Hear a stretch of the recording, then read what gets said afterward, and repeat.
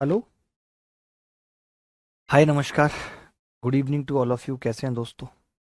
उम्मीद करते हैं कि अच्छे होंगे।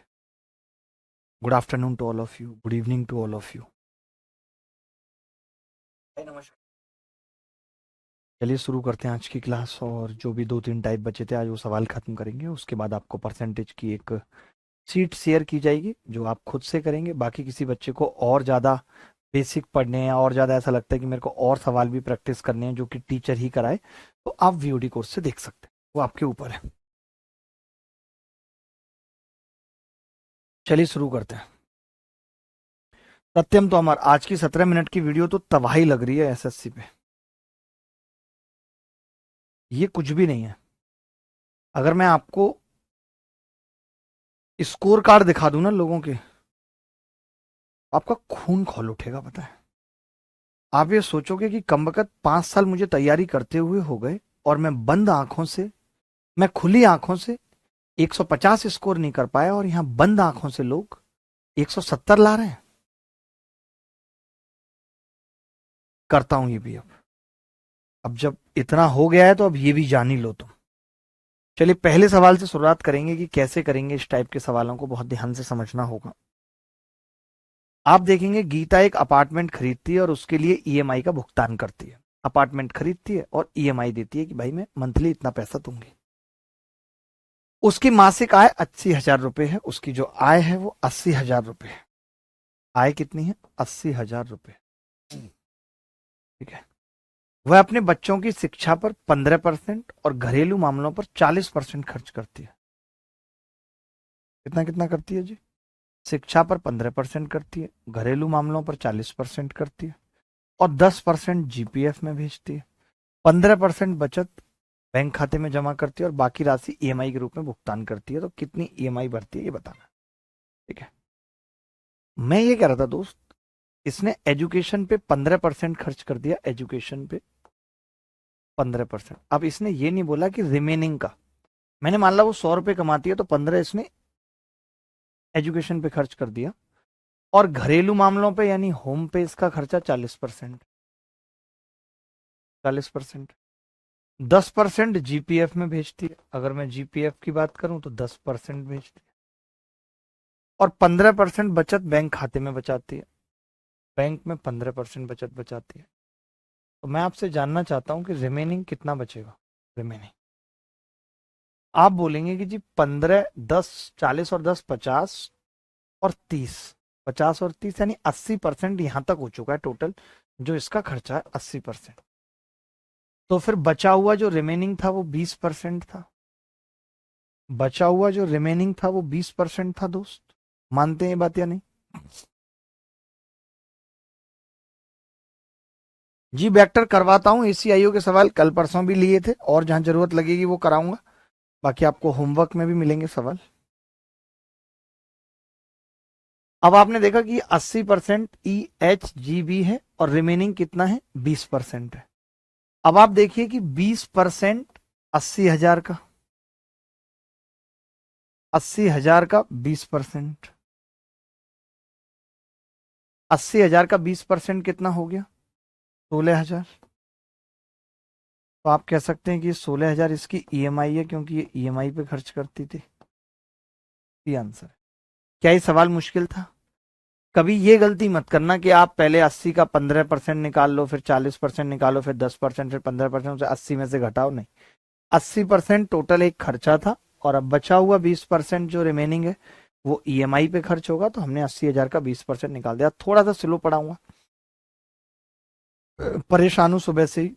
आप देख रहे हैं सुबह से क्लास ले रहा हूं, बीच में 2 घंटे एडवोकेट से मीटिंग हो गई, उनको पूरा मैटर समझाना ताकि ये बन सके। तो थोड़ा काम तो है ही। आगे बढ़ते हैं। अगला सवाल देखिए।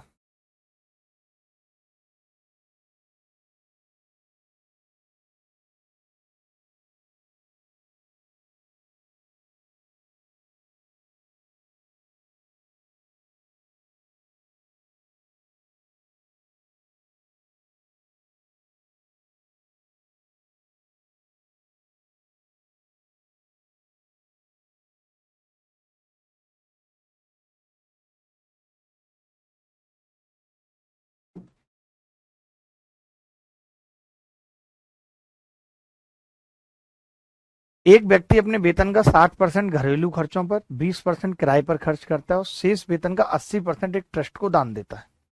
उसके पास 20,000 रुपए शेष है, तो उसका वेतन क्या है ये बताना है। CHSL प्री 2024 में आया है। पर आप नेक्स्ट लेवल का खेलेंगे क्या आप? नेक्स्ट वो ज्यादा ही नेक्स्ट हो जाएगा भाई। अब जो होगा वो ज्यादा ही नेक्स्ट होगा। होम पे कितना खर्चा है थोड़ा नीचे लिख दूं अगर दिक्कत ना हो तो, क्योंकि ऊंचा हाथ पहुंच नहीं रहा आज। होम पे 60% खर्चा हो रहा है। होम पे 20% किराए पे खर्चा हो रहा है, यानी कि रेंट पे 20% खर्चा हो रहा है। अब आप मुझे बता सकते हैं कि अगर 60% खर्चा मैम इधर हो गया और 20% यहां हो गया, टोटल का ही है अभी तक, ये कहीं नहीं लिखा रिमेनिंग का, यानी 80% खर्चा अभी तक हो चुका है।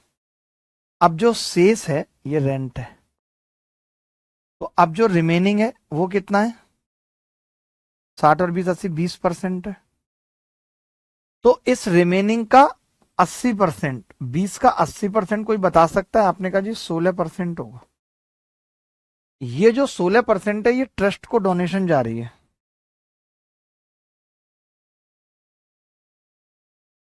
ये क्या हो रहा है जी? ट्रस्ट को डोनेशन जा रही है, जा रही है। यदि उसके पास 20,000 रुपए शेष है तो आपने कहा उसके पास जी 4% शेष है, क्योंकि 20 में 16% ये रहा, 4%, तो इसकी वैल्यू सवाल में 20,000 दे रखी है। 20,000 दे रखी है, 4 की वैल्यू 20,000, तो 1% की कितनी होगी? 5,000। 1% की वैल्यू 5,000 होगी तो 100% की, 100% की 5 लाख, यही उत्तर है। क्या किसी बच्चे को कोई डाउट है इस सवाल में? क्या ये सवाल मुश्किल लग रहा है किसी भी एंगल से? क्या ये सवाल मुश्किल लग रहा है किसी भी एंगल से? किसी भी एंगल से मुश्किल लग रहा है?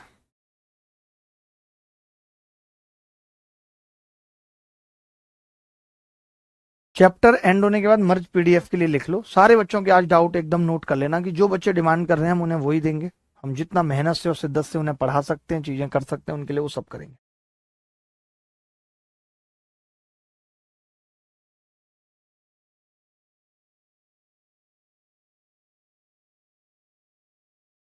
ऋतिक भाई होगा, आप मेंस की तैयारी में लगे रहो। जिन बच्चों का 1 या 2 नंबर कम है वो मेंस की तैयारी में लगे रहें। उनके लिए मैं लड़ाई लड़ रहा हूं और उनको इन करा के ही सांस लूंगा। तो आप सबसे गुजारिश है कि जो बच्चे 1 या 2 नंबर से रहे हैं, और इस बात की भी गारंटी देता हूं कि मेंस बहुत फेयर तरीके से होगा, कोई नकल नहीं होगी, हर एक पढ़ने वाला और इंटेलिजेंट बच्चा नौकरी पालेगा। ये भी आप लिख लो, ये मेरा वचन है, वादा है आपसे। आगे बढ़ते हैं।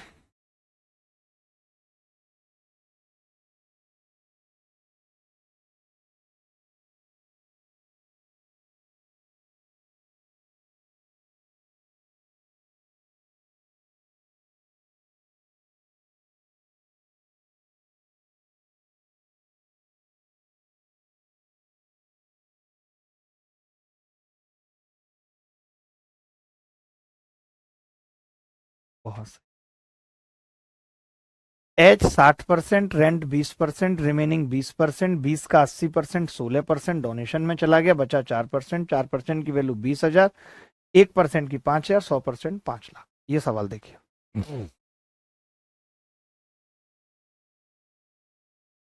मेरा तुझसे है पहले का नाता कोई।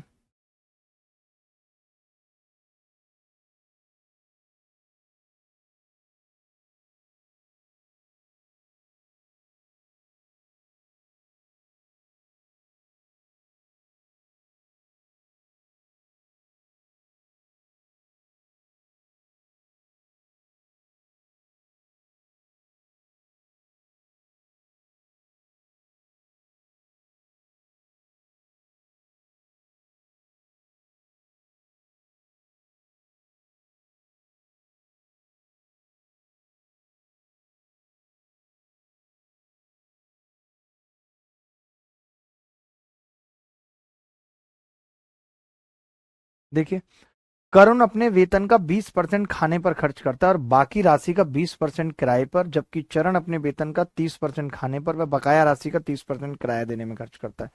दोनों का किराया समान है, तो करण व चरण के वेतन का अनुपात बताओ। बड़ा ही तगड़ा सवाल है। देखो भाई, मैं ये कह रहा हूं कि ये करण है और इसने 20% खर्च किया पहले खाने पर, और बाकी 80 का 20% कितना होगा बेटा? 16 रुपए। 8 दूनी 16%। ये इसने किस पे खर्च किया है? इसने खर्च किया है जी 16% अपने इनकम का। मैं कह सकता हूं इनकम का 16% इसने किराए पे खर्च किया है। इनकम का कह सकते हैं ना, इनकम का 16% इसका किराया है। ठीक है, चरण पे आ जाते हैं। नाम अच्छा है, करण चरण। बेटा चरण, बोलो मेरे करण। देखो, अब इसने कहा अपने 30% ये फूड पे खर्च करता है, 30% फूड पे खर्च कर दिया इसने। ये भी फूड पे ही कर रहा था, 20% लिख देता हूं, दिक्कत ना हो। उसके बाद इसने कहा बकाया राशि का 30%। बकाया राशि कितनी है? 70%। और इसका 30% कितना होगा? 7 या 21। ये इसकी इनकम का 21%, I2 का है।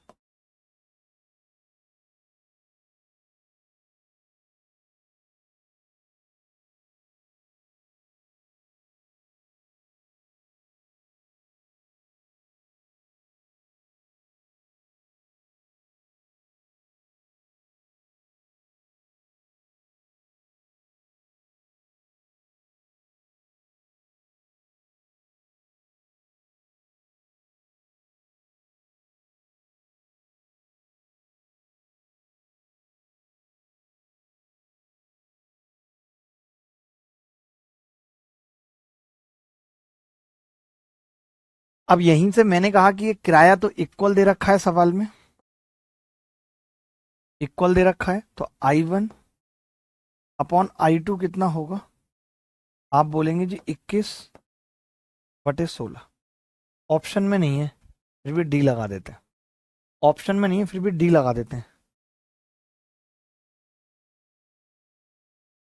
एस के भाई वैसे तो कोई भी नहीं दे रहा है, बट पैसा तो मैं जबरदस्ती ले लूंगा, जरूरत पड़ेगी तो।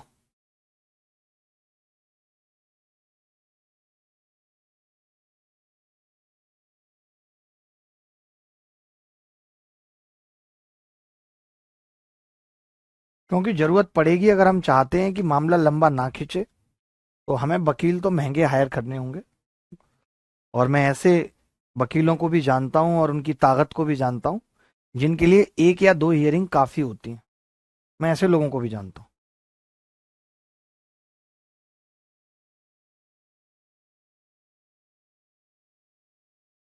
ये सवाल समझ आ गया सबको? इसमें कुछ करना नहीं था। अच्छा, इस सवाल को एक और तरीके से कैसे कर सकते थे, वो तरीका भी जान लो। मान लेते हैं कि कुछ परसेंटेज ऐसा होता, खराब सा होता, तब हम कैसे करते?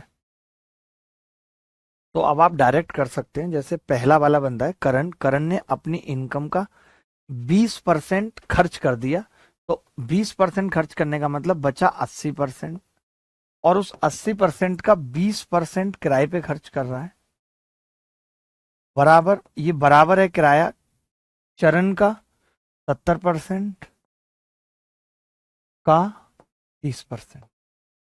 डायरेक्ट लिख सकते हैं। तो यहां से भी करण बटे चरण कितना आ जाएगा? आप कहेंगे जी का से का कट गया, जीरो से ये जीरो कट जाएंगे दोनों, 7 या 21, 8 दूनी। डायरेक्ट लिख सकते हैं, वो सब करने की जरूरत नहीं थी। उज्ज्वल, आप वीओडी से भी देख सकते हो, और आपको लगता है तो आप यूट्यूब अभिनय मैथ्स प्रो एक चैनल है, अभी वहां पे सर्किल चल रहा है लाइव, 2 क्लास और बची, आप वहां से भी देख सकते हो।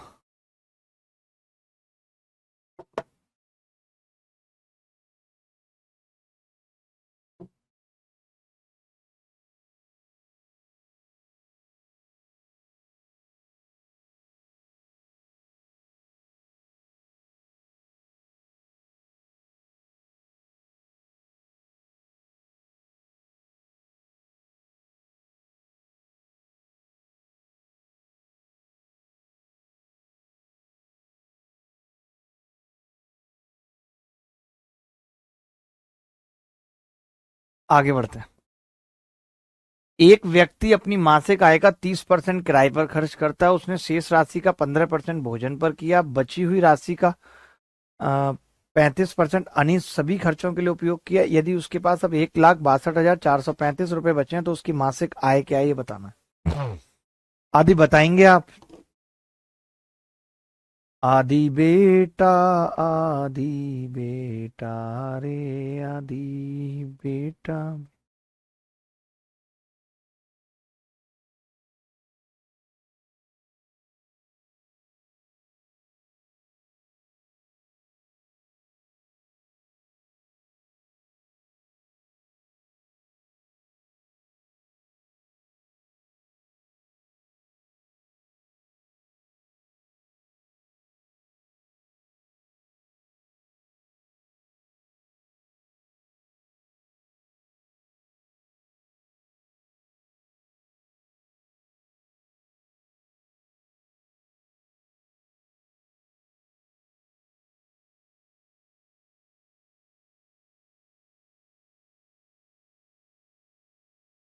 जी रवि बजाज आएगा। देखो अब इस सवाल का तरीका देखो, मासिक आय पूछिए, मैंने आई मान ली। अब देखते रहना, हम रिमेनिंग निकालेंगे। आप बताओ, उसने अपनी मासिक आय का 30% किराए पे खर्च कर दिया।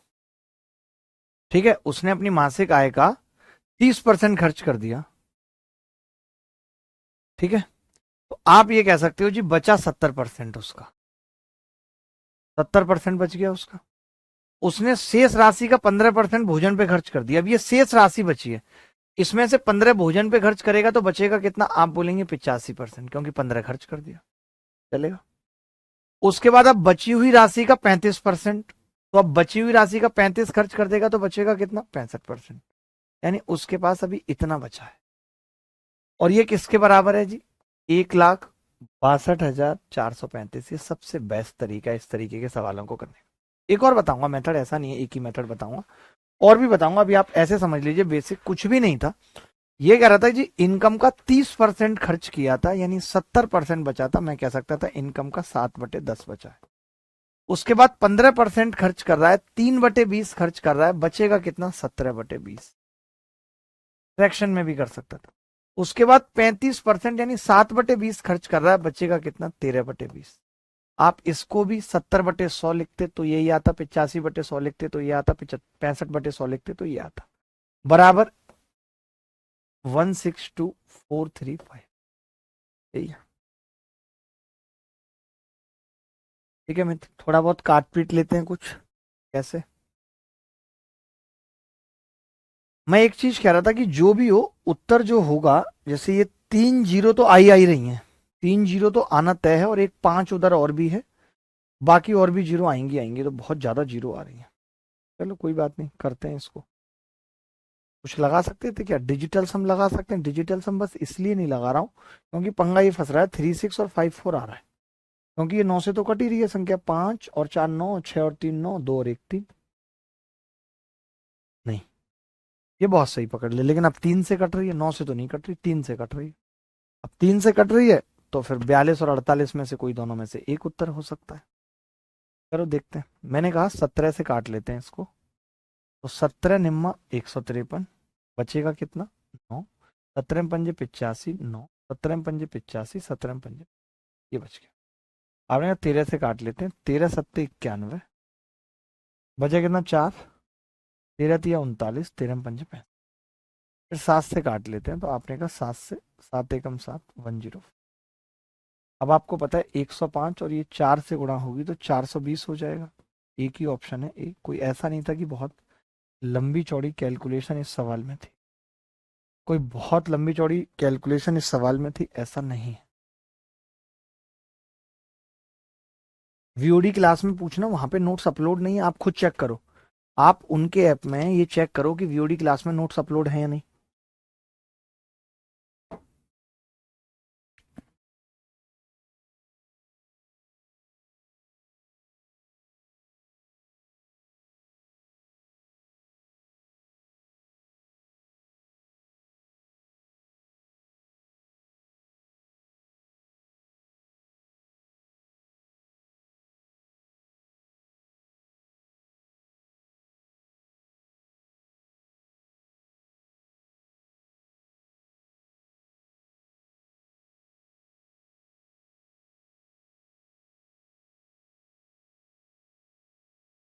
आगे बढ़ते हैं। एक तरीका और देख लीजिए इस सवाल का, जैसे कोई और आपको इस तरीके से बताए तो आप ये वाला तरीका भी देख लीजिए, प्लीज रिक्वेस्ट है आपसे, अच्छा भी लगेगा आपको। जैसे पहले आप कितना ये भी सक्सेसिव है एक तरीके से ना। आप बताओ, ये सक्सेसिव भी तो है कि पहले 30% खर्च कर दिया। 30% का मतलब 3/10 खर्च कर दिया, अगर 10 था तो 3 खर्च कर दिया, 7 बचा। 15% खर्च कर दिया यानी 3/20 खर्च कर दिया, यानी 20 था और 3 खर्च कर दिया तो 17 बचा। उसके बाद आप कह रहे हो बची हुई राशि का 35%, 7/20 खर्च कर दिया, 20 था तो अब 13 बचा। अब इसमें क्या है, कुछ कट नहीं रहा। कट नहीं रहा तो दिक्कत है। 4,000 ये कितना हो रहा है, 7 × 13 × 17। अब अगर इसकी वैल्यू सवाल में 162,435 है, तो आपको पता है एक की वैल्यू 105 आ रही थी। हम इसको 105 से गुणा करेंगे तो हमें मिलेगा 4,20,000।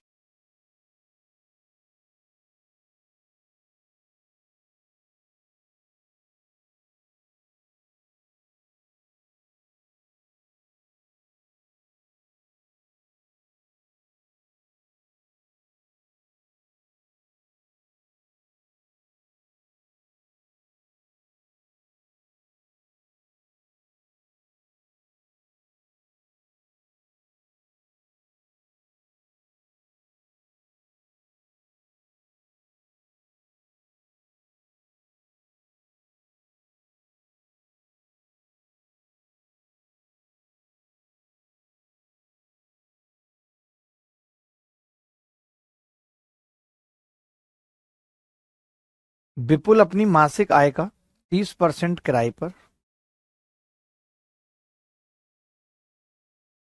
विपुल अपनी मासिक आय का 30% किराए पर, शेष का 60% किराने के सामान पर और शेष का 40% कपड़ों पर खर्च करता है। यदि वह एक महीने में 7,056 बचाता है तो किराने के सामान पर कितना खर्च करता है, ये बताना है। अब इसने यही पूछ लिया, ये नहीं पूछा कि टोटल आय कितनी है उसकी।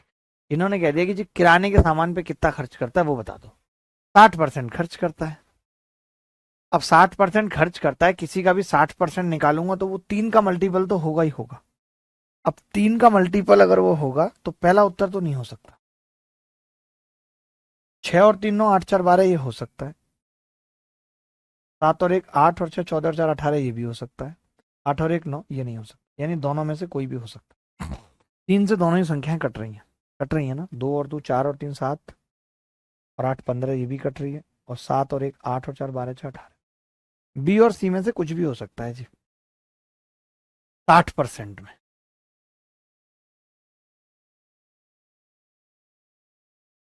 वैसे सी होगा जिस हिसाब से परसेंट दे रखे हैं, बट पता नहीं, कह नहीं सकते कुछ। देखो, मैं ये कह रहा था कि एक आदमी अपनी आय का 30% किराए पर और शेष का 60% किराने पर खर्च करता है। ध्यान से समझना। इस सवाल को हम ऐसे भी कर सकते हैं, एक अब अलग तरीका बता रहा हूँ, आप चाहो तो जितने तरीके अभी बताए हैं उनमें से कोई सा भी लगा सकते हो। बट मैं अगर हर एक ही सवाल में 4 4 मेथड लगा के बताऊंगा तो आपको सिखा नहीं पाऊंगा। यहाँ पे आप देखना इस मेथड के पीछे लगाने की वजह क्या है, आप अपने मेथड से भी कर लीजिए जो अभी तक आपको सिखाया है, बट बाकी जो मैं अभी बता रहा हूँ वो भी समझिए। देखो, मैं ये कह रहा था कि अगर मैंने मान लिया कि 100% उसकी इनकम है, आप कहेंगे कि जी 30% किराए पर खर्च कर दिया, इसमें बचा 70%। अब 70% का 60% किराने पे खर्च होता है, 7 42% 42% ये बचा है। इसका 60% था, 42 मतलब 7 का भी मल्टीपल होगा, देखना जरा, 7 × 3 = 21, 7 × 1 = 7 और 7 × 9 = 63, 7 × 8 = 56, ये संख्या 7 से कट रही है, ये 7 × 2 = 14, ये भी कटे, दोनों ही 7 से कट रही है। हम क्या करें, हम फंस गए, कोई बात नहीं। ठीक है, अब आपने कहा कि जी 42, अब ये कितना बच गए, 72% हो गया, अब 28% बचा है। 28% का 40% कोई बच्चा बता सकता है? 11.2%। कैसे निकाल देता हूं मैं, झट से 28 को 4 से गुणा कर दिया, 28 दूनी 56 दूनी 112, पॉइंट लगाया, 11.2%। अब आप बता सकते हैं कितना बचा, देखना जरा, 30 42 ये कितना था। हम ये भी निकालना नहीं चाहते तो भी कोई बात नहीं थी, हम ये नहीं निकालते। क्यों नहीं निकालते, हम ये कहते कि हम तो इसको ना निकाल के ये देख लेते हैं रिमेनिंग कितना बच रहा है। तो आप कहते हैं कि जी आपने 72 ले लिया, 28% बचा है, और अगर 28 का 40% कपड़ों पे खर्च कर दिया है तो 28 का 60% बचा है। 28 का 60% होगा 28 गुणा 0.6। अब इसकी वैल्यू सवाल में 7056, 7056 इसकी वैल्यू है सवाल में। तो 28 से काट लूं पहले इसे, 28 दूनी 56, 14 बचेगा, 28 पंजे 140, 28 दूनी पॉइंट हटा दूं और 6 से काटूं तो एक की वैल्यू कितनी आ रही है, 6 चौक 24, 6 दूनी 12, 420 आ रही है। अगर एक की वैल्यू 420 है तो 42 की कितनी होगी, तो कोरिया का बच्चा बता देगा। जो भी उत्तर आएगा उसमें जीरो आएगी, क्योंकि 42 का स्क्वायर 1764 होता है, तो ये 17640 उत्तर आ जाएगा। एक सवाल को करने के बहुत तरीके होते हैं, बहुत। ऐसा नहीं है कि एक सवाल सिर्फ एक तरीके से ही होता है। मैंने यहाँ पे क्या किया, मैंने कहा जी 100 का 30% निकाल दिया, 30% तो अलग कर दिया, बचा 70%। 70 का मैंने 60%, 7×42 कर दिया। अब 28% बचा है। अब 28 का 40% तो कपड़ों पे होता है, 60% की बचत है, तो 28 का 60%, 28 गुणा 0.6। आप समझो कि मैं कैसे सोचता हूं। मैंने क्यों ऐसा सोचा, क्योंकि मुझे बीच का हिस्सा बताना था। मुझे 100 नहीं बताना था, मुझे बीच का हिस्सा बताना था। मैं और भी तरीके लगा देता हूं, आप चिंता मत करो यार। आप अपने ही बच्चे हो, पता है, आप पराए होते तो बात अलग होती। आप पराए होते तो बात अलग होती, आप अपने ही बच्चे हो, मैं बताता हूं।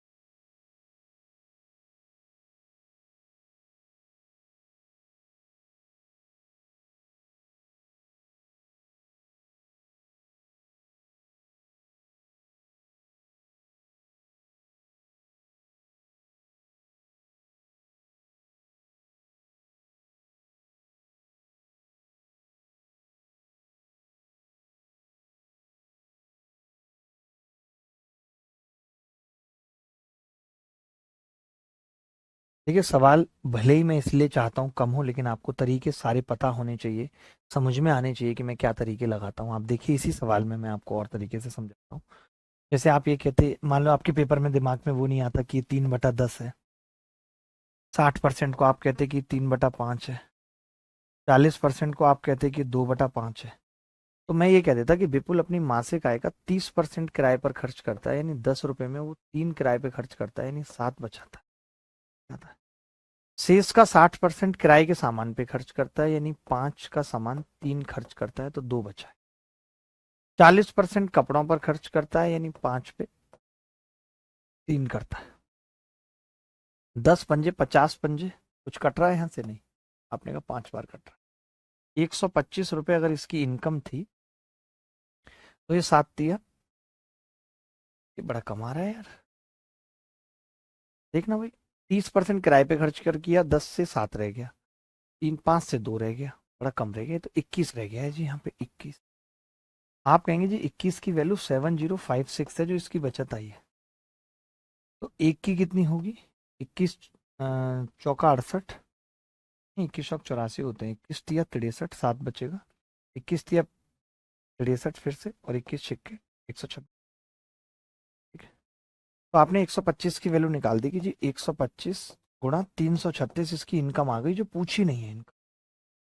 अब आप मुझे बता सकते हो, अगर इसकी इनकम ये है तो आपको पूछा ये था कि वो किराने के सामान पर कितना खर्च करता है, तो वो पहले 30% किराए पे खर्च कर देता है, तो उसका बचता है 70%, यानी 7/10। और फिर वो उस 7/10 का 3/5 खर्च करता है। 5 से हमने भाग लगाया, 25 बार कट गया। पचम 25, 5 दूनी 10, और 2 से इसको भाग लगाया, 2 एकम 2, 2 छक्के 12, 2 अट्ठे 16। आप देख सकते हैं 7 या 21 की 84 से गुणा करेंगे तो ये 17,640 आ जाएगा, बट मुझे ये तरीका उतना नहीं जमा जितना मेरा पहले वाला तरीका अच्छा था। वहां 42 का स्क्वायर मुझे डायरेक्ट पता चल रहा था। प्रियंका कह रही है सर पराये कौन है सर? मुझे नहीं पता पराये कौन है। प्रीति अभी समझ आ गया? प्रीति, प्रीति को अभी समझ आ गया?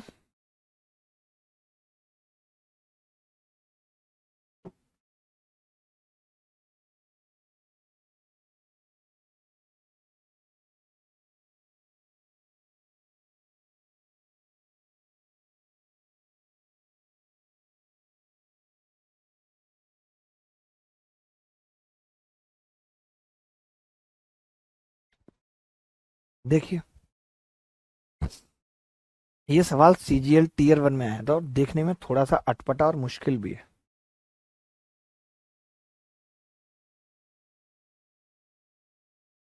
एक परिवार की मासिक आय, सवाल पढ़ लीजिए।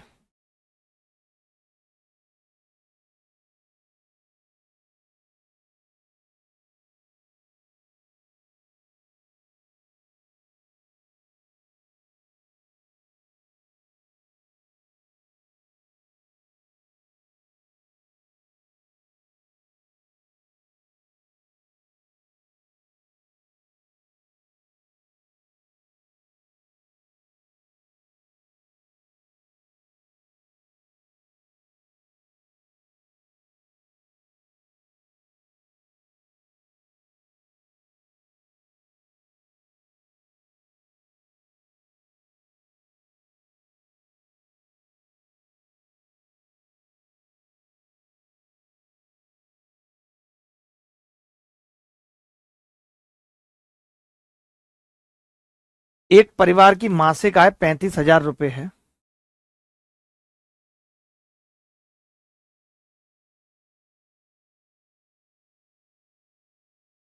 एक रजत कह रहा है सर ये 7056 और ये वाला तरीका भी बता दीजिए। बताना है ये वाला तरीका भी?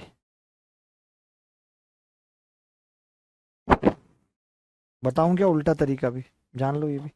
बट आप तो गलत बता रहे हो, मैं आपको इसका बाप बताता हूँ। फिर मैं डायरेक्ट उत्तर वाला ही बताता हूँ आपको। देखो, एक सवाल करने के तरीके बहुत होते हैं, आपके दिमाग में कौन सा फिट हो रहा है, क्या आप पेपर में कर पाएंगे। मैं तो कहता हूं कि आपको सब कुछ पता होना चाहिए, अब डर नहीं होना चाहिए किसी गुमराही का, हर रास्ता तुझ तक जाता है। क्या था? ये 2/5 था और ये 3/5 था। जरा देखना ध्यान से, अब बहुत ध्यान से देखना, अब उल्टा चल रहे हैं, पता है उल्टा। आप देखोगे अभी अभी जो 7056 बचा हुआ है, ध्यान से सुनना, अभी अभी जो 7056 बचा हुआ है वो 40% कपड़ों पे खर्च होने के बाद है। 40% अगर 5 रहा होगा तो 2 कपड़ों पे खर्च हुआ होगा और 3 बचा होगा, यानी कि ये 3 की वैल्यू है। और इससे पहले 5 था, इससे पहले 5 था। यानी मैं ये कह सकता हूं कि ये जो मैंने पैसा निकाला है ये वो है जो शेष बचा था। शेष जो बचा था वो ये है, ये शेष था भाई। ठीक है, समझना ध्यान से, ये शेष था। अब आप ये कह सकते हो जो शेष था वो 30% किराने पे खर्च करने के बाद था, यानी 5 पे 3 खर्च करने के बाद था, यानी 2 बचा था। सुनना मेरी बात, 2 बचा था, 2 बचा था और 3 खर्च कर दिया था। वो खर्च ही पूछ रहा है, मैं टोटल नहीं निकाल रहा, मैं वो 3 निकाल दे रहा हूं जो मुझे चाहिए, जो किराने पे खर्च हुआ है, यानी मैं इसका भी यूज नहीं कर रहा, कोई जरूरत ही नहीं पड़ेगी। देखना उत्तर आ रहा है क्या? 3 से 3 कट गया। अगर और 2 से गुणा कर लूं ऊपर नीचे 10 और नीचे 4 से भाग कर लूं, 2 से गुणा क्यों करो, चलो 2 से यही कर लेता हूं, 2 एकम 2, नहीं 2 तिया 6, 2 पंजे 10, 2 दूनी 4, 2 अट्ठे 16, 5 तिया 15, 5 अट्ठे 40, 17,640। अगर कोई इससे ज्यादा शॉर्टकट बता दे तो फिर मेरा नाम बदल देना आप, अगर आज से पहले कभी आपने ऐसे पढ़ा हो तो। आज से पहले कभी आपने अगर ऐसे पढ़ा हो तो मेरा नाम बदल देना। ये देखा आपने मैंने क्या जादू किया? ये जादू देखा आपने? सर कभी कभी लगता है आपका माइंड गॉड गिफ्टेड है, हो सकता है। मां सरस्वती की कृपा तो है ही, इसमें कोई दो राय नहीं है। ये तरीके से कौन कौन हिल गया समझ में भी कम लोगों को ही आया होगा, अभी तो दोबारा बताऊंगा।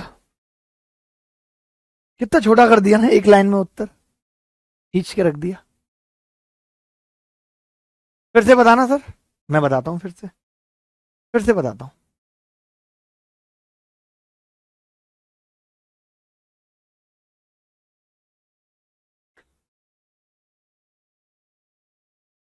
कभी कभी मेरे दिल में ख्याल आता। देखो मैंने क्या किया, ध्यान से सुनना। मैं ये कह रहा था 7056 जो मेरे पास रुपए बचे हैं, मान लेते हैं यहां तक जितना भी पैसा बचा था उसका 40% कपड़ों पे खर्च करने के बाद इतना बचा था, यानी ये 60% था। या मैं ये कह सकता हूं कि 40% का मतलब 2/5, 5 में से मैंने 2 खर्च कर दिया था और 3 बचा था ये, यानी ये जो है वो 3 की वैल्यू थी और 5 में से 2 खर्च कर दिया था, तो 5 की वैल्यू क्या होगी, 3 बचा है तो 3 ये, और 5 की वैल्यू निकाल दी 5/3 करके। यानी इस लाइन के बाद तक यहां तक मेरे पास पैसा आ गया, कितना था 7056 और 5/3। इससे जस्ट पहले मैंने 60% खर्च किया था और 40% बचा था। आप अगर ऐसे नहीं समझ पा रहे हो ना, तो इस चीज को मैं आपको एक और तरीके से समझाता हूं।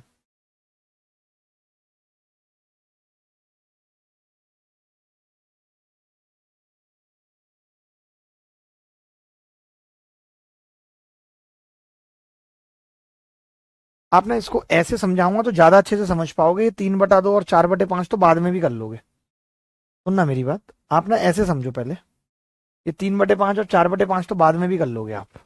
ऐसे समझो पहले। मैं ये कह रहा हूं, आपने कहा कि जो ये 7056 है ना गुरुजी, ये 40% खर्च करने के बाद 60% बचा है और ये 100% की वैल्यू। अब समझ में आ रहा है? यहां तक क्लियर है? ये मैंने यहां तक का पैसा निकाल दिया। ठीक है भाई। अब आप कह रहे हो इससे पहले 60% किराने पे खर्च किया था और बचा 40% था। ये 40% बचा था भैया यहाँ। तो जो ये बचा है शेष, मैं ये कह सकता हूं ये 40% की वैल्यू है। और मुझसे पूछ रहा है किराए पे खर्चा 60% की वैल्यू पूछ रहा है, तो मैंने 60 से ये 60 कर दिया और जीरो से ये जीरो काटा, 4 से इसको भाग किया, तो 4 एकम 4 सत्ते 28, 4 सिंह 24, 4 चौक 16, 1740। कैलकुलेशन भी इससे ज्यादा सरल कोई बता दे, आप बता दो तो बता देना। अब आया समझ? अब आया समझ? बिक्की रॉड बहुत ही अच्छा बढ़ाते हो आप। थैंक यू भाई, थैंक यू बिक्की भाई।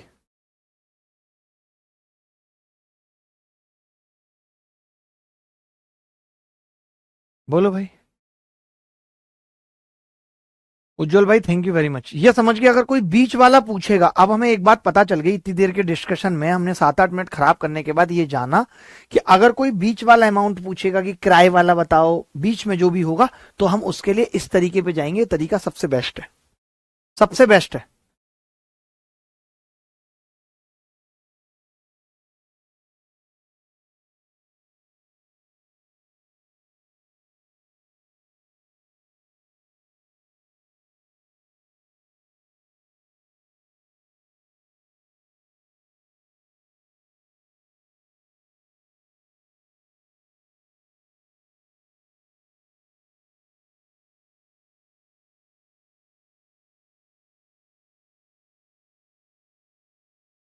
अगला सवाल देख लो भाई, बहुत देर हो गई।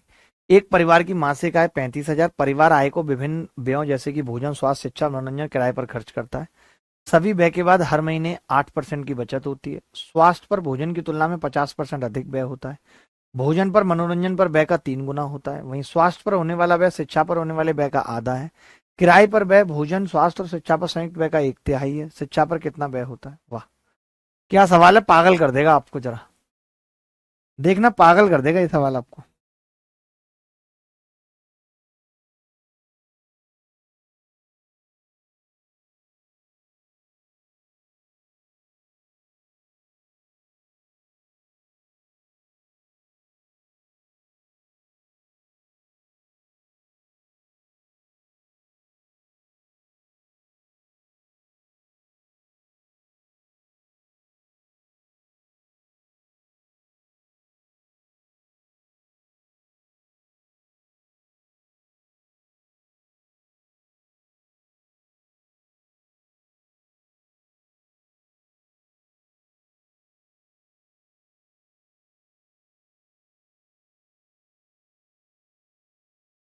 विनोद हमारे साथ हैं। विनोद, कैसे हो विनोद? क्या कर रहे हो विनोद? एक विनोद आया था ना बहुत, क्या था विनोद?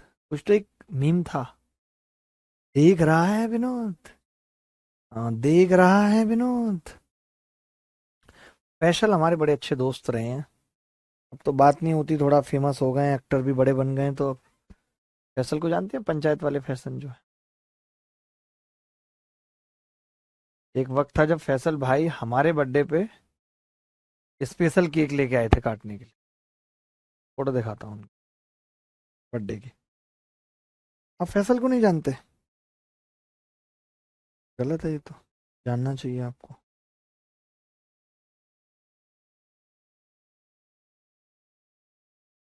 ढिंक चिक्का डे डे डे डे डे डे डे डे डे डे डे डे डे डे डे ओ डे डे डे डे डे डे डे डे डे डा डा डा डा डा डा डा डा डा डा डा डा डा डा डा डा डा डा डा। ये फैसल, ये इसे नहीं जानते पंचायत में? ये हमारे बर्थडे की केक कट रही थी, पार्टी थी पहले, ये भाई भी आए थे, ये नहीं जानते? ये तो अब बड़े एक्टर हो गए हैं, ये सब हम लोग पार्टी की फोटो है। ये हमारे दोस्त हैं, एक बहुत तगड़ी शायरी पढ़ते हैं। देखो भाई, ध्यान से सुनना। एक परिवार की मासिक आय 35,000 है। अब अलग अलग खर्चे हैं, हमें लिखना पड़ेगा। भोजन, स्वास्थ्य, शिक्षा। भोजन को फूड लिख देते हैं, भोजन। स्वास्थ्य को हेल्थ लिख देते हैं। शिक्षा को एजुकेशन लिख देते हैं, ईडी। मनोरंजन को एंटरटेनमेंट लिख देते हैं,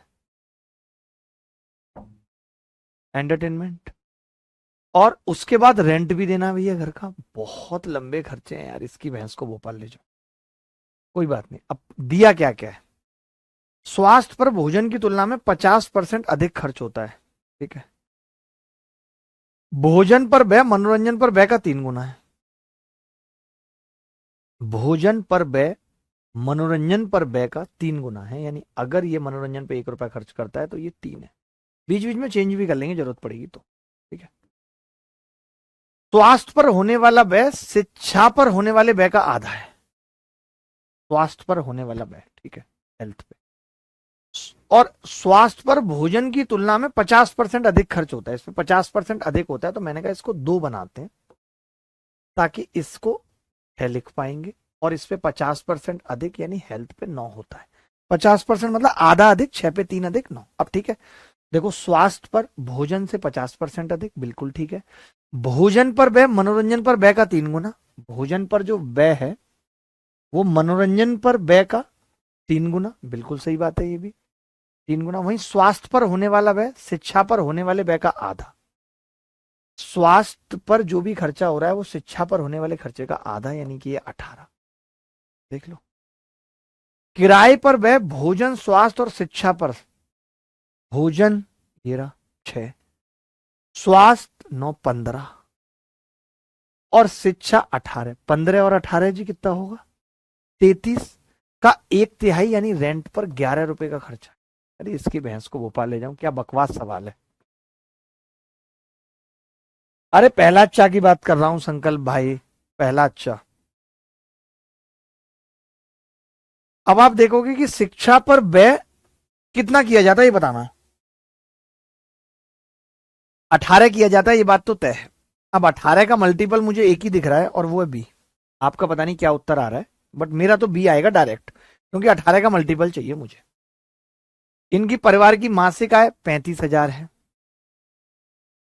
और ये टोटल खर्चा 92% है। ये भी आपको समझना पड़ेगा कि ये जो टोटल है ना, 8% की तो बचत है। ध्यान से देखो, 8% की बचत है। अगर 8% की बचत है तो इन सब पे जो खर्चा हो रहा है, ये परिवार, ये जो खर्चा हो रहा है भोजन, स्वास्थ्य, शिक्षा, मनोरंजन और किराए पर जो खर्चा हो रहा है, ये भैया टोटल 92% है। ये समझनी पड़ेगी आपको। यानी मुझे 35,000 का 92% निकालना पड़ेगा। तो आप कहेंगे 92 तो मुश्किल है, 8% तो निकाल सकता हूँ। तो मैंने कहा 8 तो कैसे निकलेगा, 35 दूनी 70, 7 चौक 28, 2800 ही हो गया 8%। 35,000 है ना, 1% 350, 8% 2800 हो गया। तो फिर 92% कितना बचा, तो आपने कहा 32,200। 3,000 घटाएंगे ना, 32,200। बड़ा गंदा बच रहा है यार ये तो। 92%। देख लो आप चाहें तो। बहुत आराम आराम से, शांति से मैं पढ़ा रहा हूँ। ठीक है, चलो। अब आपने देखा ये कितना है जी, 9 और 6 15 18 33 था, 33 11 44 और 2 45 था। इस 45 की वैल्यू सवाल में 3200 है या नहीं? है। आपको 18 की बतानी है, तो मैंने कहा पहले 5 से भाग कर लें। आपने कहा 5 9 45, 5 6 30, 5 चौक 20, 5 चौक 20 जीरो। अब आपने कहा 2 से गुणा कर लो जी, 2 से, तो 18 की कितनी होगी? जीरो, 2 चौक 8, 2 चौक 8, 2 छक्के 12। क्या 12,880 ऑप्शन में है? ये तो सवाल का उत्तर ही गलत आ रहा है। एजुकेशन पर ही पूछा है ना कितना होगा।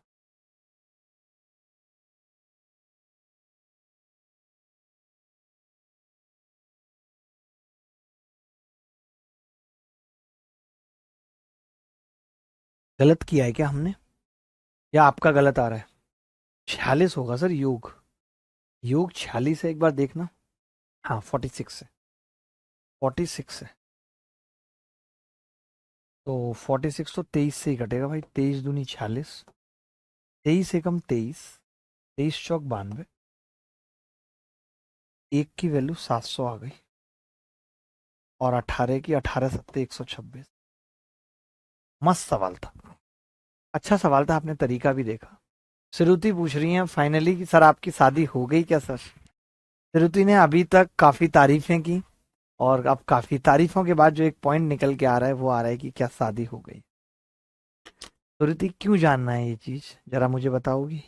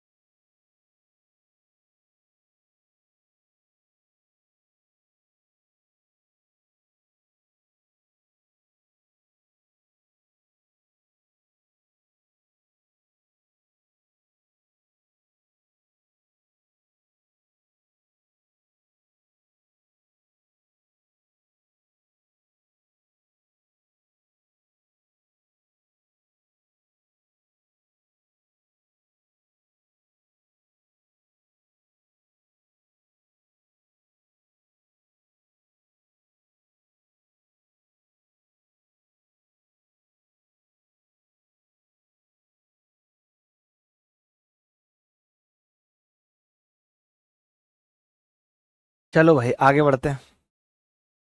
ये सवाल देखना जरा, मैं इसीलिए सवाल कराना चाह रहा था क्योंकि ये सवाल ज्यादा आते हैं पेपर में, मालूम। देखो आप खुद ही।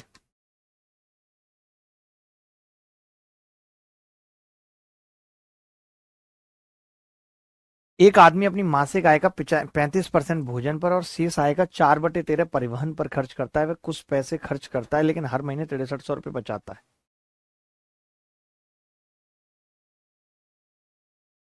ठीक है, which is equal to 20% of the amount remaining after spending on food and transport. और भी पैसे खर्च कर रहा है ये बदतमीज। उसकी मासिक आय क्या है? बड़ा प्यारा सवाल है। मैं ये कह रहा था, हर महीने 6300 रुपये बचाता है जो भोजन और परिवहन पर खर्च करने के बाद बची हुई आय का 20% है। तो मैं आपसे ये पूछ रहा हूं, अगर ये 20% की वैल्यू है, तो भोजन और परिवहन पर खर्च करने के बाद बचा कितना था, वो 100% की वैल्यू बता दो मुझे। तो आपने कहा अगर ये 20% की वैल्यू है, तो 100% जो बचा था वो 5 6 30 और 5 3 15, 315 पे 2 जीरो थी। अच्छा बचा कितना था, तो आप कहेंगे 35% का मतलब था महाराज 7/20। आप ये कह सकते थे कि जी उसके पास 20 में से 7 खर्च था, 13 बचा था, और उसके बाद शेष आय का 4/13 परिवहन पे खर्च कर दिया, यानी 13 में से 4 खर्च किया था, 9 बचा था। मल्टीप्लाई करूंगा ये कट जाएगा, 20 से 9 बचा था। अब आप खुद कह रहे हैं कि जी इसका खर्च करने के बाद, दो चीजों पे खर्च करने के बाद उसके पास 315 पे 20 रुपए थे। 9×3 = 27, 9×5 = 45, एक की वैल्यू 3500, 70,000 उत्तर आ जाएगा। इससे बेहतरीन तरीका नहीं हो सकता। बताओ जरूरत है तो बोल दो भाई। अमन,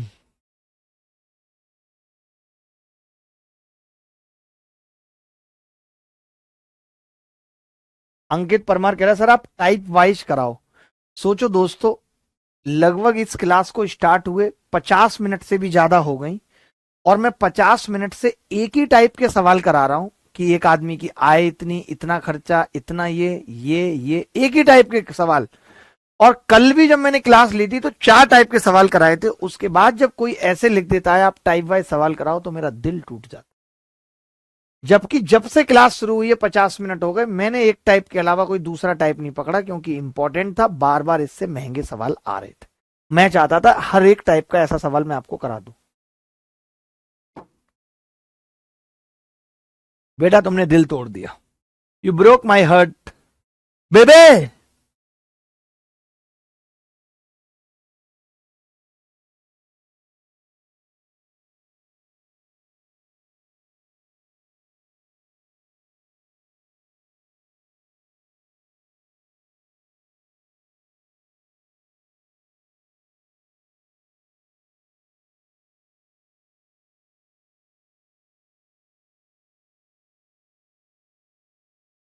सर एक बार और बता दीजिए। बिल्कुल बता देता हूं, एक बार और बिल्कुल बताता हूं।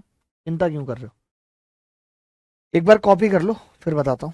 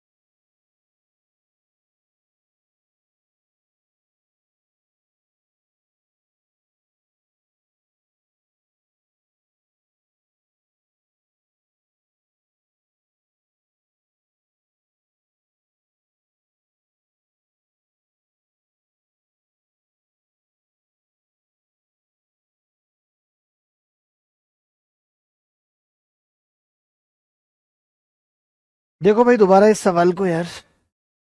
आज तुम्हारे भाई की ना सुबह सुबह नक्की चल गई थी, पता है? नाक से खून ही नहीं बंद हो रहा था। तो इसलिए थोड़ा सा आज शरीर भी उस लेवल का साथ नहीं दे रहा है आज। सर टूट तो हड्डियां भी सकती थी, लेकिन लोगों ने बदनाम दिल को ही कर रखा है, क्योंकि हर जन्म में मेल ही पिसता है, और दिल मेल है और हड्डियां फीमेल। वाह, पीट दो ताली बे। देखो दोबारा बता रहा हूं, मैंने कहा एक आदमी ने 35% भोजन पे खर्च किया, 4/13 परिवहन पे खर्च किया। तो मुझे पता है 20 से 13 रह गया था, 13 से 9, यानी परिवहन तक, भोजन और परिवहन तक 20 रुपए 9 रुपए रह गए थे। ये बात समझ में आ गई? आपने कहा इसके बाद वो कुछ पैसे और खर्च करता है, लेकिन 6300 रुपए बचा भी लेता है, जो भोजन और परिवहन पर खर्च करने के बाद बची हुई राशि का 20% है। आप ऐसा करो, ऐसे करो मत। आप तो मुझे बताओ, क्या मैं ये बात नहीं आ रही समझ? एक बात बताओ, भोजन और परिवहन पर खर्च करने के बाद कितना बचा है? 20 और 9। आप कह रहे हो कि जो बचत है वो इसका 20% है। 20%, इसका 20% कितना होगा? 1.8। 1.8 की वैल्यू 6300 है बेटा। आपको निकालनी 20 की है, तो आप कुछ मत करो, पॉइंट हटाओ और जीरो बढ़ाओ, और 9 दूनी 18 और 9 सत्ते 63, 7000। तो 20 की वैल्यू कितनी हो गई? 70,000। अब सही है?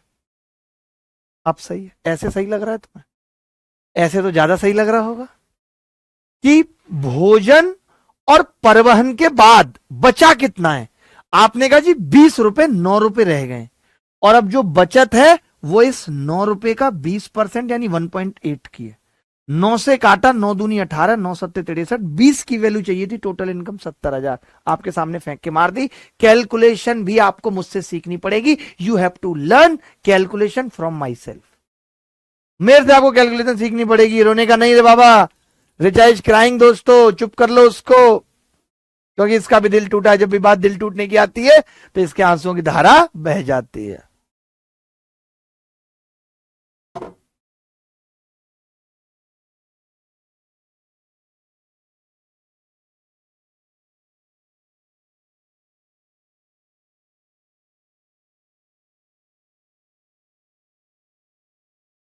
चलिए आगे बढ़ते हैं। एक और सवाल देख लीजिए, थोड़ा सा अलग है, अच्छा सवाल है। सर मेरा कमेंट नहीं देख रहे आप, जैन मसूरी पहला आया है आपका कमेंट अभी तक।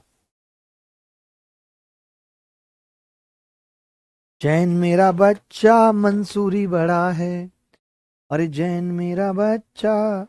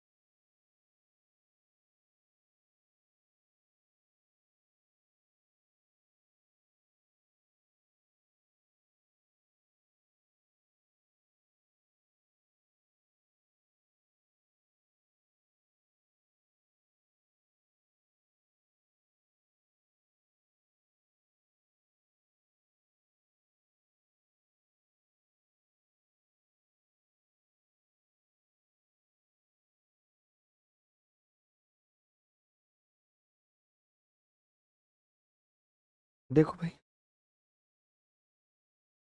ए बी और सी अपने वेतन का 8%, 7% और 9% किसी धर्मार्थ ट्रस्ट को दान सी करते हैं।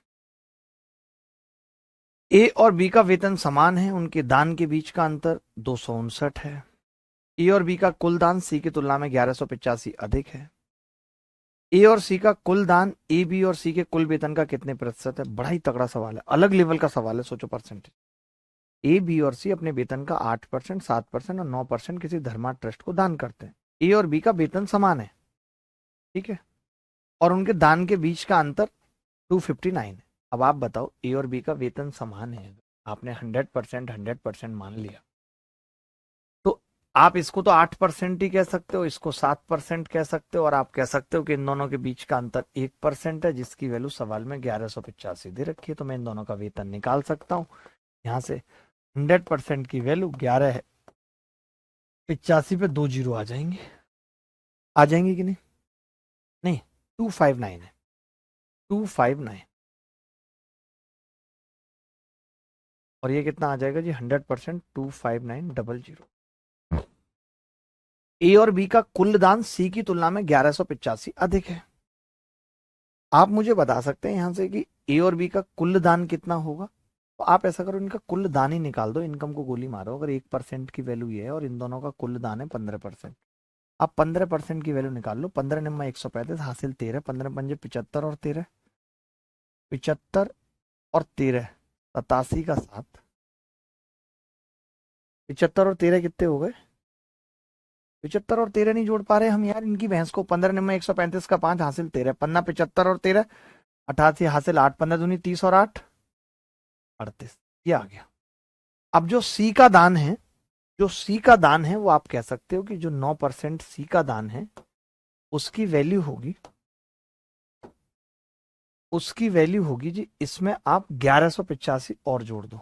जैसे जैसे सवाल बोल रहा है वैसे करना है। तो आपने कहा कि जी 3885, पहले तो देख लो 3885 सही है कि नहीं। 3885 259 था, हमने उसको 15 से गुणा किया, 3885 और 1185 जोड़ा तो 5070 आ गया। 9% की वैल्यू 5070। ठीक है। हमसे क्या पूछ रहा है? ए और सी का कुल दान ए बी और सी के कुल वेतन का कितने परसेंट है, ये बताना है। ए और सी का कुल दान ए बी और सी के कुल वेतन का कितने प्रतिशत है? बड़ा गंदा नहीं है? क्योंकि ये संख्या तो कटेगी भी नहीं, कुल वेतन निकलेगा भी नहीं।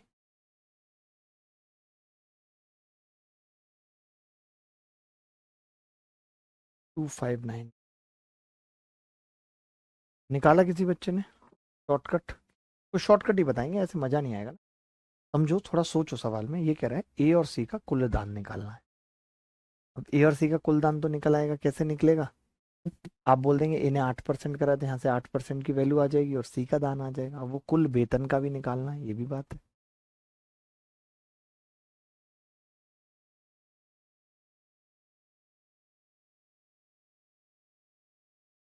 देखो, आपको जानकर के बड़ी हैरानी होगी, जब भी मैं कभी इस तरीके के सवाल बताता हूँ तो मेरा अलग अंदाज भी होता है सवालों को करने का, और मैं वो अंदाज अभी भी, मैं बस एक चीज कह रहा था आपको, एक छोटी सी चीज कह रहा था कि अगर मैं, जैसे इन दोनों का तो वेतन 100 था, तो 8 7 में कोई दिक्कत नहीं है, सेम है।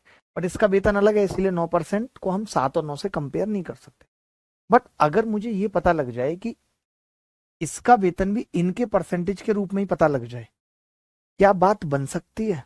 आप कहोगे जी भाग्य बन सकती है। कैसे? मैंने कहा कि अगर 259, ध्यान से समझना, ये बड़ा अलग सी बात बता रहा हूं, 1% के बराबर है 259, और मैं कह रहा हूं कि 50 70 बता दो मुझे कितना होगा।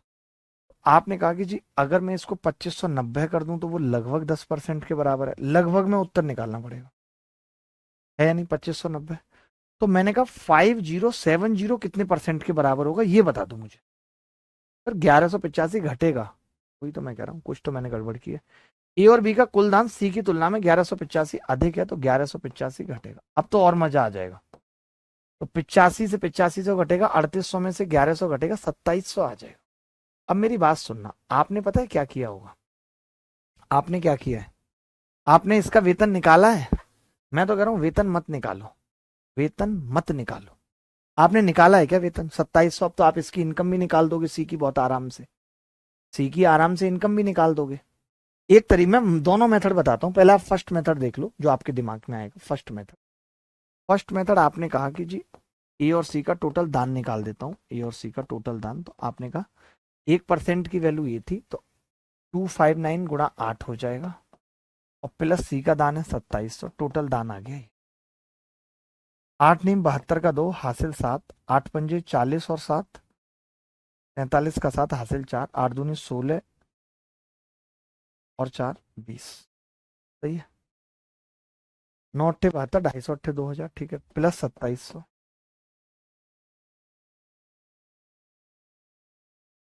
4772, 4772 हो गया। ठीक है,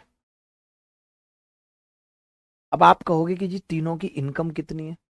अगर 1% 259 था इनका, तो इनकम आ जाएगी जी 25,900 दोनों की। एबीसी की इनकम कितनी होगी, इनकम आप कहेंगे कि जी 259,000 एक की इनकम है, दो की, दो से मल्टीप्लाई कर देंगे। सी की इनकम कितनी है, 9% की वैल्यू ये है, 1% 3,000, 30,000 इनकम आ गई, 30,000। 25 दूनी 50,000 और 30,000 80,000, और 80,000 और 1,800 81,800। बड़ा गंदा उत्तर आ रहा है। अब आप क्या करेंगे, आप बोलेंगे कि जी ये 81,800 जो आ रहा है, ये हमें बताना है कि 4772 इसका कितना है। बड़ा ही गंदा सवाल है। 4772 81,800 का कितना है, तो मैंने 818 से भाग लगा दिया, क्योंकि दो जीरो तो कट जाएंगे।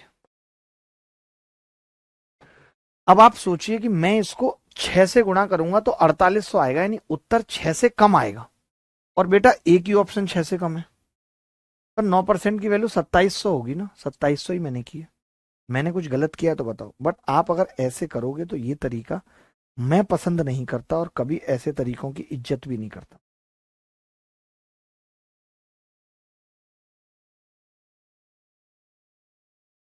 मैं ऐसे तरीकों की कभी इज्जत नहीं करता। 9% की वैल्यू 2700, तो यहां से 100% निकल आएगी। सी की इनकम 30,000। आप जब मेरा तरीका देखेंगे, जैसे मैं पहले बता रहा था, तब आप कहेंगे कि हाँ ये तो बहुत अच्छा था, हमें भी ऐसे ही सोचना चाहिए था, हमें भी ऐसे ही सोचना चाहिए था।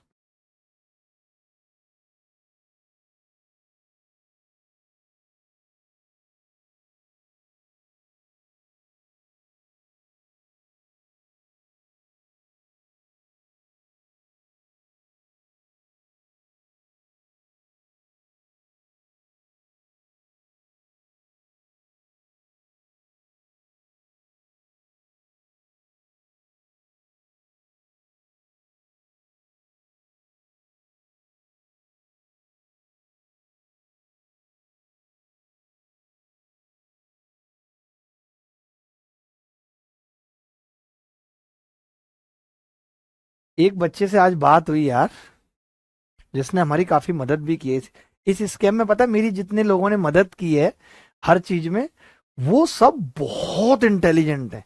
मतलब वो टॉप 100 टॉप 10 रैंक में आने वाले बंदे हैं। आज एक नए से बात हुई, वो बंदा पहली बार में प्री क्वालिफाई किया, पहली बार में। मतलब इतना सीरियस मुद्दा था, बट उसके डायलॉगों ने मुझे मजबूर कर दिया हंसने पर, मेरे को म्यूट करके हंसना पड़ा, इतने डायलॉग मार रहा था। अभी भी उसकी बातें सोच सोच के हंसी आ रही है। बट उसने जो चीजें दी ना हमें, थी वो मतलब कत्ल करने वाली चीजें थी। जतिन देखो, इस सवाल का दूसरा तरीका देखो।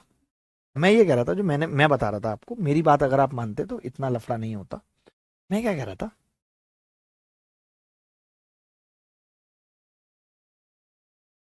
मैं ये कह रहा था कि जैसे ये 1185 यहां तक सब कुछ ठीक है।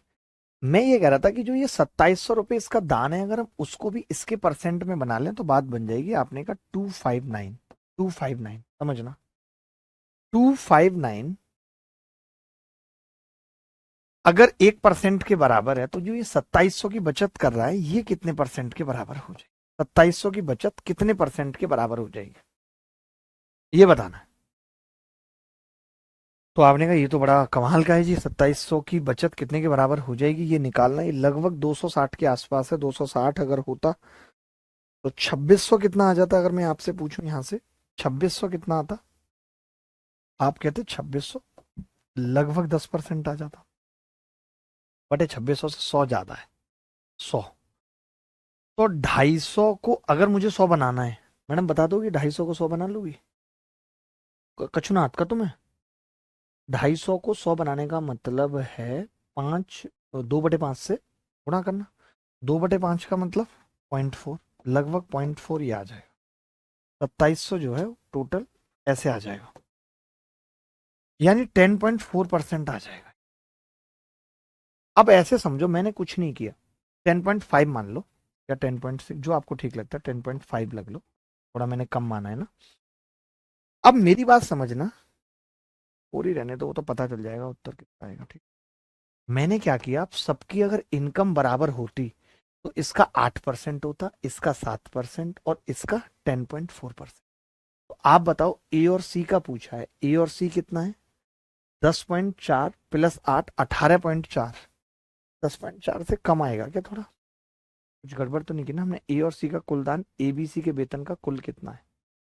क्योंकि अब मैंने मान लिया कि वो भी इनकी इनकम का 10.4% बचाता है। इनकी इनकम का, अगर वो इनकी इनकम का 10.4% बचाता है, या तो हम ये गड़बड़ कर रहे हैं, 10.4 नहीं आएगा। कैलकुलेटर से निकालूं एक बार, कुछ मिस्टेक हो रही है क्या? 2700 आ रहा, 10.4 ही आ रहा है, सही लिखा है। फिर उत्तर क्यों नहीं आ रहा 10.4 का? मतलब 10 और 8 18, 6.1 आ रहा है लगभग, 6.12 के आसपास आ रहा है। क्या मिस्टेक हो रही है, कोई बता सकता है?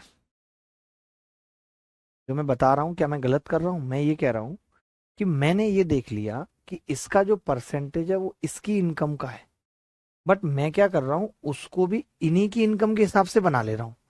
यानी मैं 2700 को भी क्या कर रहा हूँ, इन्हीं की इनकम के हिसाब से बना रहा हूँ, तो वो 10.4% आ रहा है।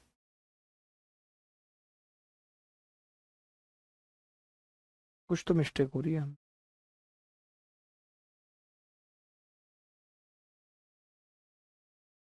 क्योंकि पहले वाला तरीका बहुत मुश्किल है करना, थोड़ा सा कैलकुलेटिव है, आप देख ही रहे हो इसको। चलो अभी ऐसे कर लो, मैं बताता हूँ इसमें क्या मिस्टेक हो रही है, एक बार चेक करके ये स्लाइड डिलीट कर देता हूँ अभी, क्योंकि अभी मेरा भी दिमाग ज़्यादा काम कर नहीं रहा है। पता चला कुछ और मूड की दही होगी। आगे बढ़ते हैं, एक टाइप के अगले टाइप के सवाल देखते हैं। सवाल है कि एक चुनाव में दो उम्मीदवार थे, एक उम्मीदवार को 38% मत मिले और वो 7200 मतों से हार गया। बड़ा सिंपल सवाल है। जब कभी ऐसा सवाल आए तो कुछ नहीं करना, आपने देखा बेसिक सवाल, आपने देखा कि 100% अगर टोटल मत है, ठीक है, तो एक उम्मीदवार को 38% मत मिले, एक उम्मीदवार को 38% मत मिले, दूसरे उम्मीदवार को 62% मत मिले, तो ये बदतमीज कितने परसेंट से हार जाएगा? आपने कहा 62 में से 38 गए अगर, तो 24% से हार जाए। 24% की वैल्यू 7200 है भाई। हमने 100% टोटल वोटर्स माने थे, 24 तिया 72, 100 तिया 300 और 2 जीरो चुपका, क्योंकि यहाँ पे भी 2 जीरो चुपक रही थी। उत्तर आ जाएगा 30,000। क्या ये सवाल मुश्किल है? ऐसे सवाल भी दोस्त पेपर में आते हैं।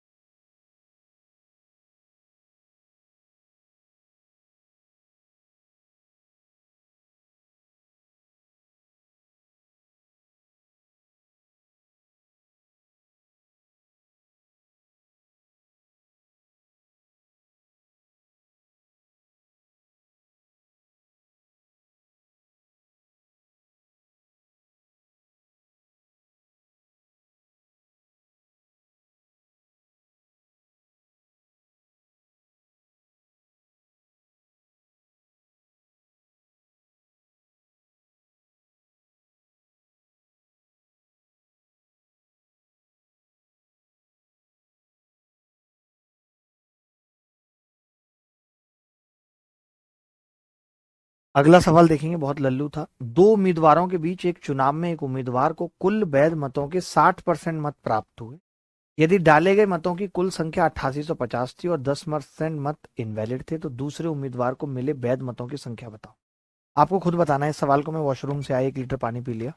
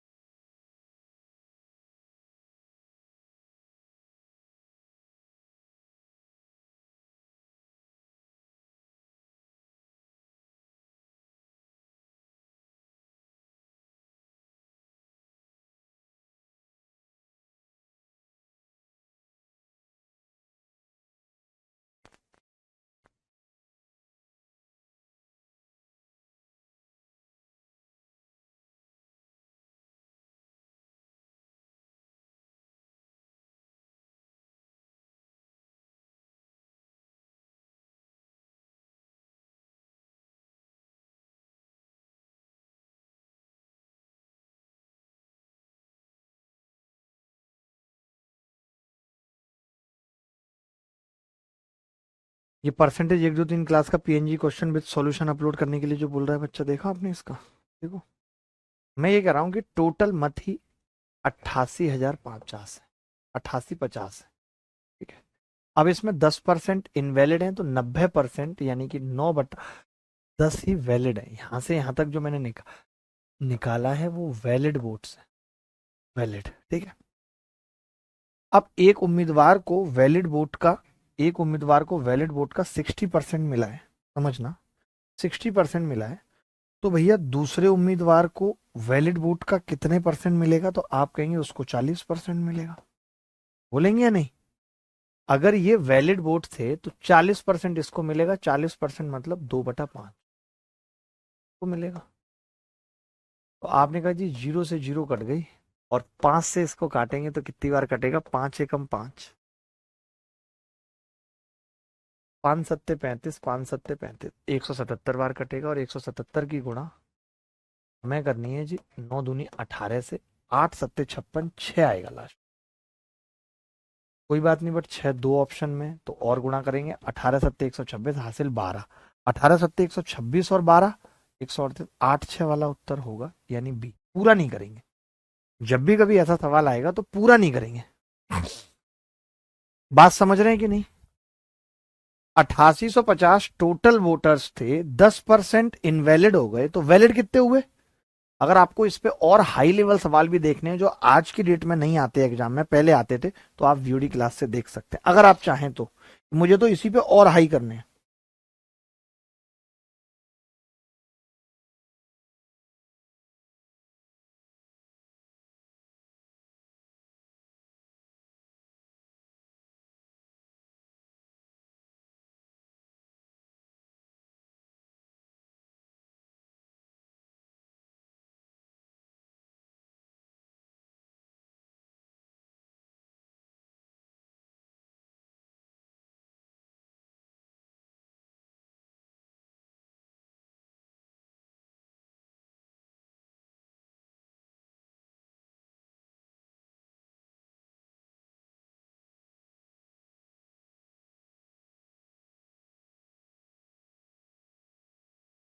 आगे बढ़ते हैं। दो उम्मीदवारों के बीच दो उम्मीदवारों के बीच एक चुनाव में 15% मत अवैध थे, और एक उम्मीदवार को कुल वैध मतों का 52% मत मिला।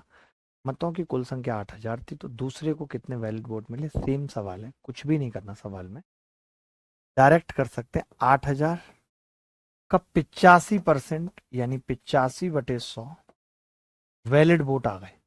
ये क्या आ गया जी? Valid vote, 85%। अब इसका एक को 52% मिला है, एक को, तो दूसरे को कितना मिलेगा? 48%, क्योंकि एक को 52 मिला है, तो 48/100 कर दो सी। आप देखेंगे जी सारी जीरो कट जाएंगी, तीन तो, 5 से ये कट जाएगा जी 17, और 2, और 2 से कट जाएगा ये 4 बार। अब 17 चौका 68, और 48 की गुणा करनी है जी। तो अब यहाँ पे भी हम ये कह सकते हैं कि संख्या 17 और 48, बड़ा गंदा है, क्या करें? तो मैं कह रहा हूँ कि इसको 17 लिखूंगा। ये मत करना कि 17 चौका 68 गुणा 48 लिख लो, नहीं, 48 दूनी 96 दूनी 192 होते हैं। अब आसान है, अब आसान है। 7 चौक 28, अट्ठू अट्ठू 64, 4 वाला उत्तर होगा, एक ही ऑप्शन में है 4, तो कुछ करने की जरूरत ही नहीं, यूनिट डिजिट निकाल लिया बस, यूनिट डिजिट निकाल लिया। यूनिट डिजिट कितना है? 4। बात खत्म। बोलो भाई, क्या किसी बच्चे को दिक्कत है? अंकित, आपको लाइव में दिक्कत क्यों आ रही है बेटा? आपको अंकित लाइव में दिक्कत क्यों आ रही है?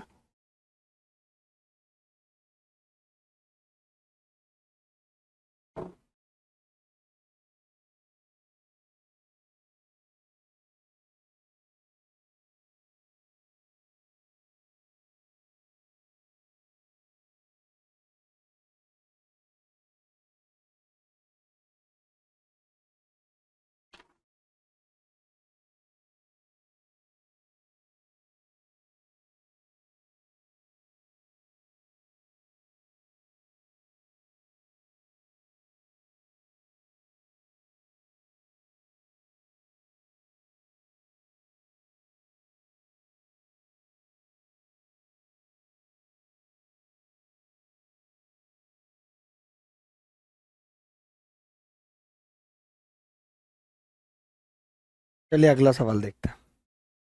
दो उम्मीदवारों के बीच हुए एक चुनाव में 10% मतदाताओं ने मत नहीं डाला और डाले गए मतों में से 5% अमान्य पाए गए। सफल उम्मीदवार को मान्य मतों के 55% मत मिले और उसे 1710 मतों के बहुमत से जीत हासिल की। मतदाता सूची में नामांकित मतदाताओं की संख्या क्या है?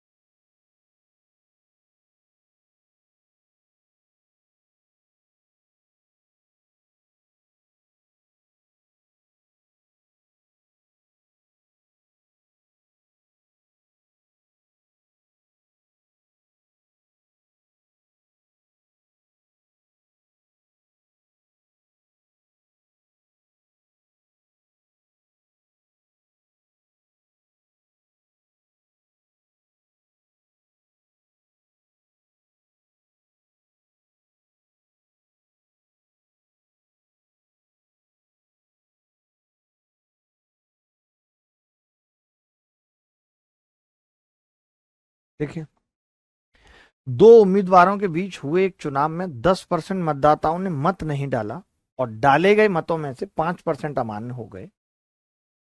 तो मैं ये कह रहा था दोस्त, ये जो 1710 वोटर्स हैं, देखो आप ऐसे भी कर सकते हो, कोई बड़ी बात नहीं है। देखो मैंने ये माना, टोटल वोटर्स मान लिए, टी टोटल वोटर, ठीक है। अब 10% ने वोट नहीं डाले तो कितने ने डाले वोट? 90% ने, 9/10। ये कास्टिंग वोट्स है, ये कास्टिंग है यहां से यहां तक।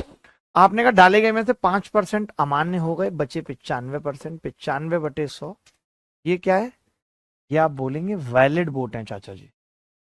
अगर आप मुझे चाचा बोलेंगे तो बोलेंगे वैलिड बोले चाचा, ठीक है। अब इस वैलिड में एक को 55% मिला है, दूसरे को 45% मिला है। एक को 55 मिला है, दूसरे को 45 मिला है। तो वो जीता कितने से है दूसरा? आप कहेंगे 10% से जीता। तो इसका 10% निकाला, 1/10, ये जीत है। जीत बराबर कितने से हुई है जीत? वो 1710। जीत कितने से हुई है? 1710 से हुई है। आज मैंने सोचा था ये टॉपिक खत्म कर दूंगा, बट अब एक डाउट क्लास लगा लूंगा और थोड़े बहुत जो छोटे मोटे टाइप हैं वो भी बता दूंगा। पीडीएफ आपको पहले ही शेयर हो जाएगी, ठीक है, चिंता मत करना। चलो भाई, अब देखो इसको कैसे काटेंगे। आपने कहा 9 से काटोगे तो ये 19 बार कटेगा, 190। 19 से इसको काटोगे तो 5 बार कटेगा, 5 से इसको काटोगे तो 2 बार कटेगा, और ये सारे जीरो इधर आ जाएंगे। तो टीवी कितना आ जाएगा black and white total voters? 2 पे 4 जीरो। बोलो मजा आया कि नहीं? आप बोलेंगे आया। क्या ये सवाल बहुत मुश्किल था? नहीं था। मैंने कुछ किया नहीं, मैं क्या है आपको ऐसा तरीका बताना चाह रहा हूँ यूनिवर्सल, जो हर सवाल में लग जाए, ज्यादा लफड़ा ना रहे, क्योंकि आप तरीकों में गुम हो जाते हो, मैंने देखा है। आप घूम जाते हो तरीकों में, कोई फायदा है नहीं आपको ज्यादा तरीके बताने का। बताओ।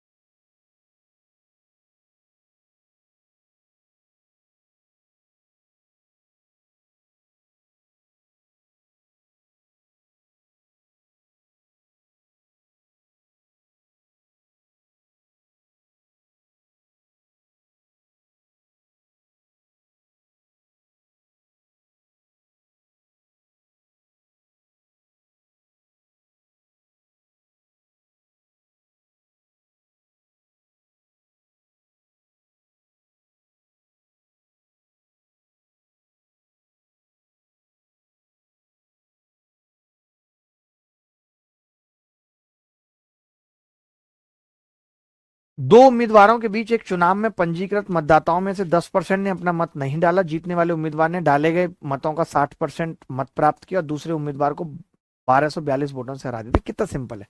मैंने कह दिया कि टोटल वोटर्स एक्स है, ठीक है। 10% ने वोट नहीं डाला, 90% ने डाला 9/10। अब आपको पता है उसमें से एक को 60% मिला है तो दूसरे को 40% मिलेगा, और जो जीत होगी वो 20% से होगी, और 20% 1/5 होता है जितने से जीत हुई है। उसकी वैल्यू दे रखी है 1242। 9 से काटा, 9 एकम 9, 3 बचेगा, 9 एकम 9, 3 बचेगा, तो 9 तिया 27 और 9 अट्ठे 72। 10 पंजे 50, एक्स की वैल्यू कितनी आ जाएगी? 13,800 का आधा। दो छिक के 12, दो ने मार 6900 उत्तर। क्या ये सवाल मुश्किल था? किसी एंगल से मुश्किल था? सर उस वाले क्वेश्चन में उनकी सैलरी का भी तो कंपैरिजन करेंगे जैसे सेविंग का करा है। हाँ सर यही मिस्टेक हो रही होगी, कुछ मेरा दिमाग काम नहीं कर रहा था इसलिए मैंने नहीं बताया। वो मैंने नहीं बताया फिर।